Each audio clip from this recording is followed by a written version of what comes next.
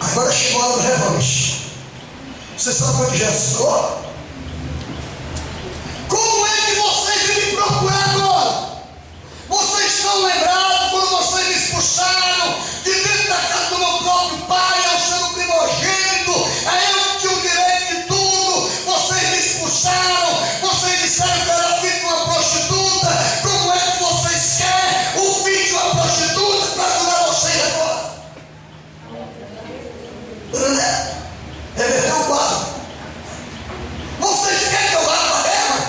Depois que vocês me expulsam dentro de casa, depois que eu estou jogado na rua durante tantos anos, eu sou líder de um grupo aí do mundo, um grupo que não tem nada com Deus, não tem nada com a vida. Você agora precisa de mim.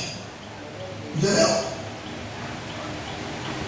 As pessoas têm um ditado que diz assim, ó: o feitiço cai em cima do feiticeiro. O feitiço cai em cima do feiticeiro. Olha o segredo da coisa, se os irmãos capitularem direitinho, vocês vão ficar dentro, vocês vão entender para onde eu quero chegar. Aquele rapaz agora diz assim: mas tudo bem. Ele sabia que é ali que ele ia dar a volta por cima. Ele sabia que ali ele ia mostrar para os seus inimigos que ele seria um guerreiro escolhido por Deus. Ele seria um guerreiro para honrar o seu pai, para honrar sua casa, a sua família. Ele disse: eu irei. Eu vou. Eu aceito o convite, eu vou. Ele pegou a espada e foi. Diz a Bíblia, irmãos, que ele matou todos os inimigos. Ele matou, destruiu. Destruiu. Só sobrou os irmãos dele. Os irmãos dele não morreram, porque Deus queria que os irmãos deles vissem a glória dele. Os irmãos dele precisavam ver aonde ele chegaria, no patamar de príncipe, no patamar que Deus queria que ele chegasse. Deus deveria exaltar ele através do próprio irmão dele. Louvado seja o Senhor. Quando ele mata todo mundo, você vai for ver a história da Bíblia, parece que eu estou vendo ele chegar com os irmãos dele para o povo de Israel, para os israelitas, e o povo e os irmãos dele dizem assim: está vendo ali, ó? Está vendo esse menino aí, esse rapaz aí, ó? É meu irmão. Ah, é irmão? É meu irmão ele, meu irmão. Meu irmão. Ele, esse guerreiro aí é meu irmão, esse valente aí é meu irmão. Ele que recebeu tudo, é meu irmão. Entendeu? Ele é meu irmão. Agora é irmão? Antigamente, quando era filho da prostituta, ele não expulsava ele de casa. Só que, irmãos, o que era dele, o diabo, ninguém poderia roubar dele, ninguém poderia tomar, porque Deus tinha dado como herança. Era assim que acontecia no passado. Então diz a Bíblia que ele herdou tudo que Deus tinha prometido para ele. Então os seus inimigos, ele será humilhado diante de você. E os irmãos dele disseram: ele aí é meu irmão verdadeiramente. Ele assumiu o que ele perdeu há muitos anos atrás. Entendeu? Então você diga para alguém que está perto de você ou que não está perto. Você diga: você cuide da sua vida e cuide também da minha, me ajude a cuidar da minha, porque eu vou dar a volta por cima. Eu vou dar a volta por cima. Eu vou dar a volta por cima. E nunca diga que você não precisa de mim. Uma hora você vai precisar sim. O segredo vai sair dele, irmãos. Às vezes vai falando: não preciso de ninguém, não depende de ninguém. É eu e acabou. É eu e a Maria Joana. É eu e o meu dinheiro. É eu e a minha vida. Não precisa não. Uma hora você vai precisar sim. Porque esses rapazes precisou do seu irmão que eles expulsaram. Eles expulsaram o seu irmão de dentro de casa por ser filho de uma prostituta. É o que acontece no dia de hoje. Quantas pessoas desprezam os mais pobres, desprezam aqueles que não têm carro, não têm casa, não têm dinheiro, não têm uma vida boa, desprezam aqueles que são pretos, aqueles que são brancos, desprezam aqueles que andam com o cabelo meio embaraçado. Mas eu quero te dizer uma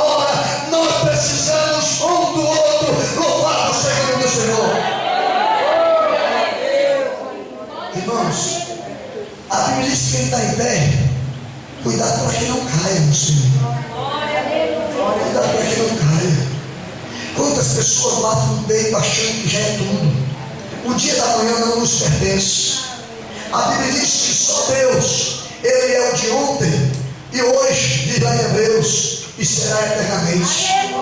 Só Ele é o de ontem, hoje será eternamente. Louvado seja o nome do Senhor. No livro de Gênesis, no 19, versículo 38. Gênesis 19, 38.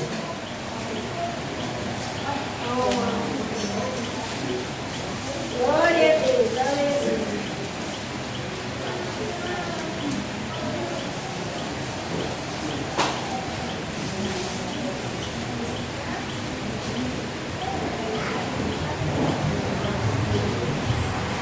E a menor também teve um filho, e chamou o seu nome Benamim. Este é o pai dos filhos de Amon até o dia de hoje. Amém? Eu quero dizer para você, irmãos, que nós nunca chegamos ao ponto de humilhar ninguém. Porque se nós humilhar, Deus uma hora nos exaltará. Amém? Deus vai nos exaltar. Glória a Jesus. Porque nós acreditamos na sua palavra. Abra sua Bíblia em Mateus capítulo 3, versículo 13. Eu não sei porque que Deus colocou no meu coração essa palavra para você, tão difícil de explicar. Pense numa mensagem difícil de explicar. É essa que nós acabamos de explicar. É uma mensagem curta. Uma mensagem curta, mas se não for pensar, refletir, repensar, tem um sentido muito grande para nossas vidas. Nós desprezarmos a quem nós achamos que não é nada. E às vezes quem não é nada são nós. Quem mudou para ler, por favor? Mateus 3 e 13. Então veio Jesus da Galileia, fez com João junto do Jordão, para ser batizado por ele. Olha, irmãos, você não tem uma noção qual o valor dos profetas de lá para nós hoje. Entendeu? Às vezes nós olhamos assim um para o outro e dizemos assim: fulano está sem unção, está sem glória. Não é verdade não. Não é verdade não. O Espírito Santo desceu uma só vez. Ele desceu uma só vez lá em Pentecoste. Só. Ali em Pentecoste foi a inauguração. A inauguração da igreja e a inauguração da visita do Espírito Santo. O Espírito Santo, quando desceu, ele inaugurou. Inaugurou a igreja, inaugurou os crentes. Por quê? João estava batizando lá no Jordão. Se os irmãos for ler quem era João na pregação, eu acho que se João pregasse, ninguém aguentava ele.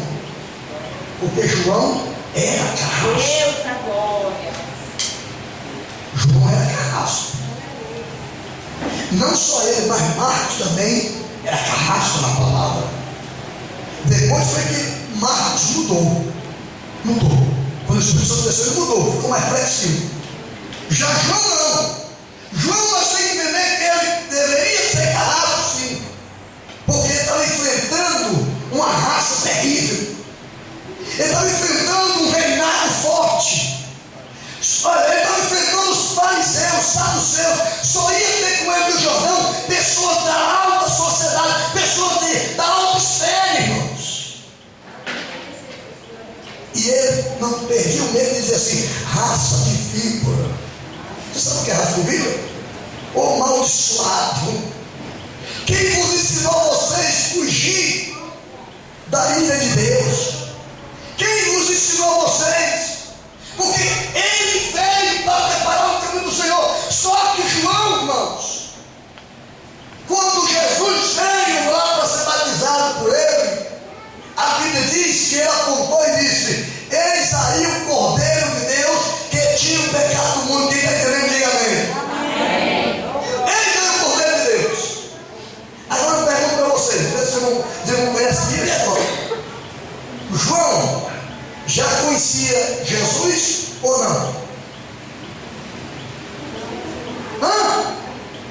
Sim ou não?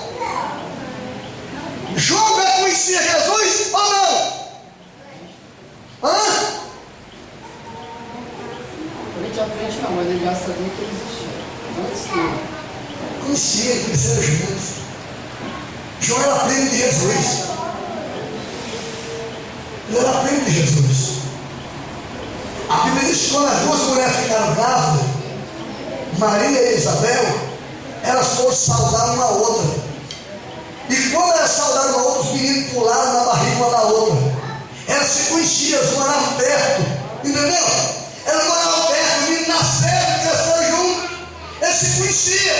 Só que João quis dizer para a raça de fibra e para quem ele estava batizando, assim, está aí o poder de Deus. Ó. Eu não falo sobre ele, não falo dele. Eu não disse para vocês que ele estava indo para o outro lado, ele foi para o outro lado, ele foi para o outro. Ele está fazendo destino para um lado, está fazendo para outro. Eu quero dizer para vocês, ele é o poder de Deus que tira o pecado do mundo. A ele vocês têm que ouvir e a ele vocês têm que seguir. Ele é o poder de Deus. Aí diz ali, quando João estava batizando Jesus, olha aí, o Espírito Santo tem você, que está em nós. O Espírito Santo desceu com uma pomba e pousou na cabeça de Jesus. E ali Jesus foi cheio. E dali Jesus foi conduzido pelo mesmo Espírito lá para o deserto. Para quê? Para passar a sua primeira prova de fé. Para passar a sua primeira prova de tentação. Para passar a sua primeira prova do mundo tão miserável que ele poderia enfrentar a mais tarde. Ele foi para ser tentado pelo diabo. Entendeu? Você não acredita que Deus é tentado. Mas o Espírito de Deus levou Jesus lá no deserto para ser tribulado pelo diabo. Você não tem uma noção o porquê que Jesus ele teve o seu sofrimento grande, travado. E sabe por que ele disse que com você, com ele, nós seremos mais que vencedor? Olha, observe. A Bíblia diz, nós falamos isso lá no Clapear, que lá em Jerusalém tinha um costume, na hora da leitura da palavra, na hora que era para ler, naquela época, a leitura da Bíblia era feita no cordel, em pergaminhos. Eles enrolavam assim, ó, a folha. Cada história, cada capítulo era enrolado numa folha assim, ó. E lá tinha uma mesa, colocado lá, aqueles pergamos, enrolado e amarrado uma fitazinha. E cada culto, alguém que vinha visitar, eles davam a oportunidade para aquela pessoa ser um leitor da noite.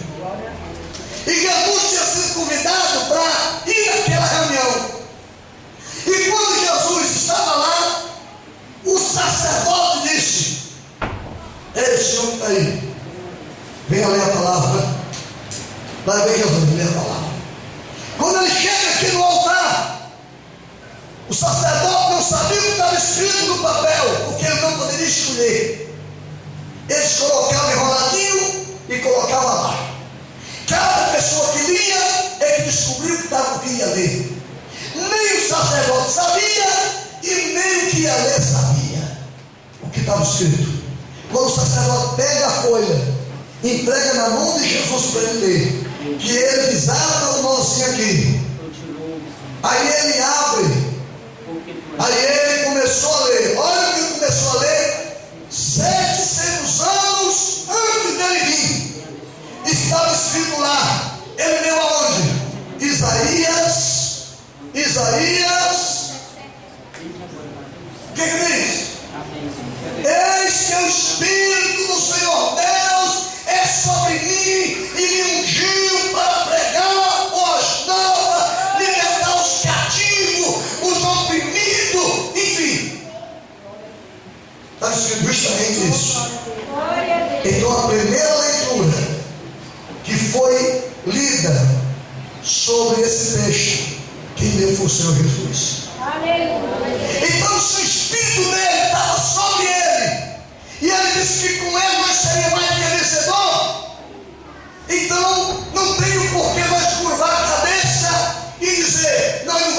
vencedor. Irmãos, eu não sei se você já assistiu aquele filme da Paixão de Cristo,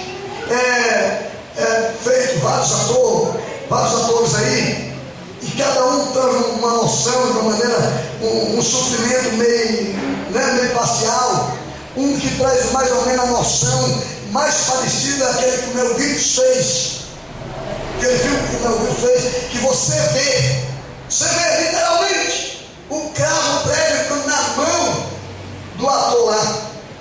Você vê o prego entrando no pé e o sangue escorrendo. Você vê a espada entrando verdadeiramente, o sangue, né? Ninguém sabe que montagem, como essa montagem. Hoje em dia foi uma montagem excelente, né? Hoje o negócio não está fácil, mas uma montagem. Você pensa que alguém não pode colocar você com alguém e você se beijando de face a face, se é verdade? A pessoa faz uma montagem e coloca. É o que nós mais vemos por aí. Entendeu? Então a igreja tem que estar com a mente de Cristo, com a mente aberta para saber o que é verdade e o que não é verdade. Porque se você for ver com os olhos, se você for olhar para a aparência, você destrói qualquer pessoa, ou também porque não destrói a sua própria vida. Olha bem.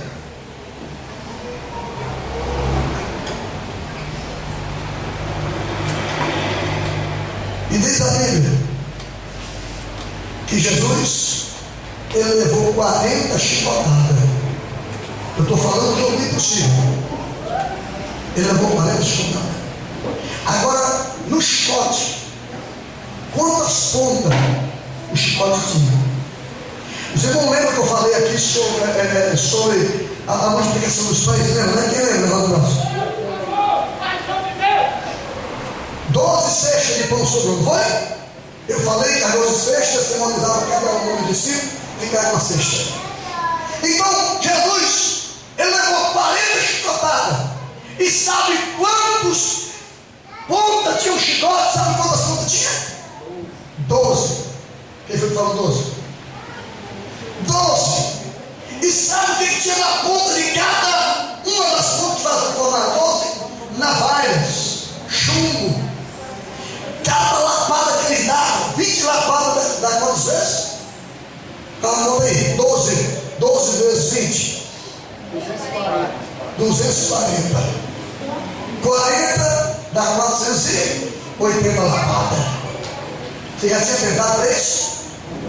Agora imagina, cada lapada que ele levava, o chicote rolava aqui e o carrasco puxava. A banha que você tinha, mostrava, dava para ver os rins, fígado de Jesus. Dá para você entender? Eu não estou aqui traumatizando você, não. Eu estou aqui falando a realidade, a verdade, o que está escrito.